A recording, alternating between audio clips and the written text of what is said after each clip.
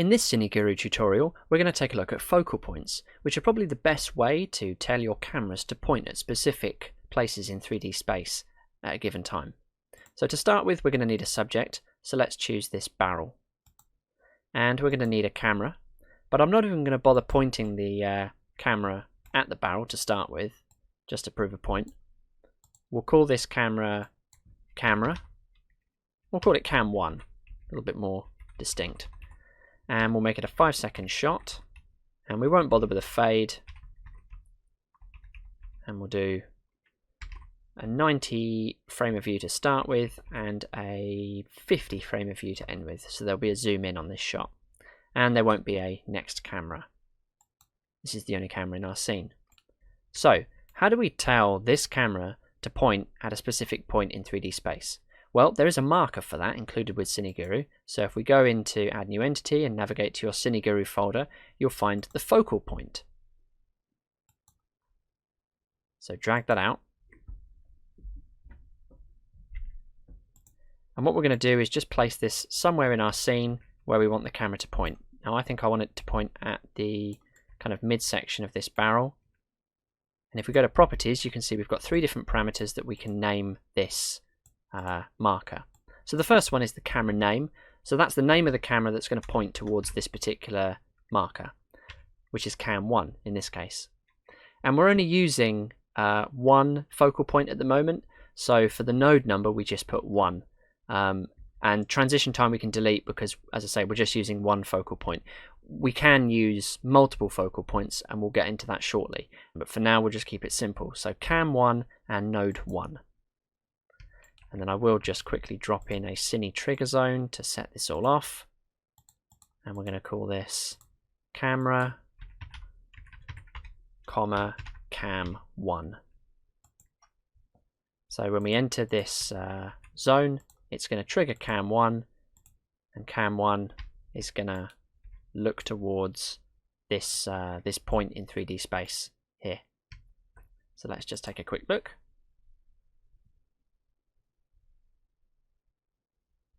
So we'll enter our zone, and there you can see with a little bit of a zoom in just to make it obvious that we're looking at the exact point in 3D space where that focal point is. So one small caveat about focal points is that you can't use the rotation widget, you can't use the roll axis in tandem with focal points. So when you're using a focal point, the camera will point pretty much sort of dead on to it. It will kind of pan, as we've just seen, you know, this sort of panned over to the right, and if we were to kind of place it higher or lower, it will tilt as well. But you can't add roll, unfortunately. But roll is quite a, you know, there's specific and quite niche use cases for using roll in cameras, camera moves anyway. So the chances are you probably won't need to use it that often. But you can use focal points not just on their own, but in groups.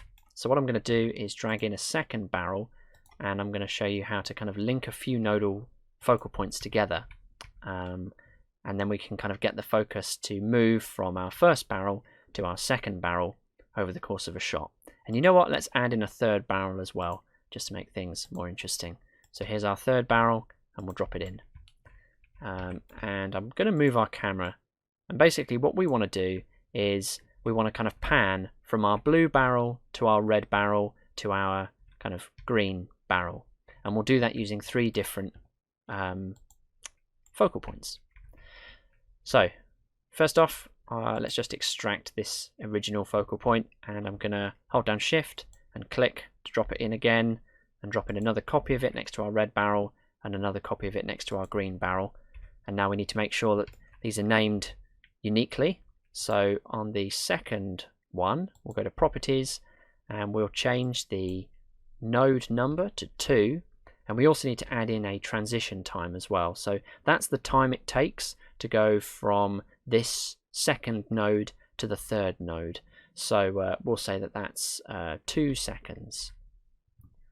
Okay, or 2000 milliseconds, if you will. We also need to add in a transition time to the first node, which can also be 2000 milliseconds. So if you do the maths, it'll take 2 seconds for the focus to switch from here to here, and it'll take another 2 seconds to switch from here to here. But our shot is 5 seconds long. So what will it do when it gets to the end? Well, nothing. It will just hold on that node. And we just need to make it absolutely clear that this is the final node by changing the node number to 3. Okay, so we've got nodes 1, 2, and 3.